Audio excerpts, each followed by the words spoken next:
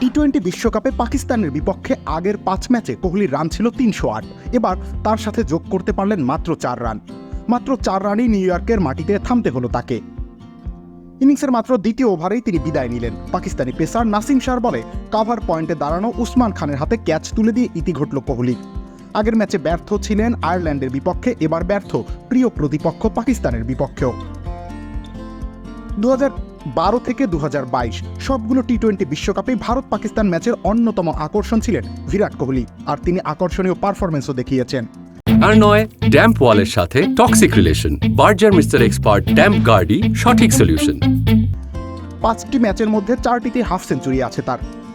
যেটাতে half century পাননি সেটিতেও করেছিলেন 36 রান 2014 সালে ঢাকার মিরপুরে। আর গেল বিশ্বকাপে বিরাট কোহলি তো রীতিমতো ইতিহাসই গড়েন। মেলবোর্নে সেবাগ 53 বলে খেলেন 82 রানের অপরাজিত এক ইনিংস। খাদের কিনারা থেকে ভারতকে টেনে তুলে নিয়ে যান জয়ের বন্দরে। হারিস রৌফকে স্ট্রেট ড্রাইভে করে যে ছক্কা হাঁকান সেটা লেখা হয়ে গেছে ইতিহাসের পাতায়।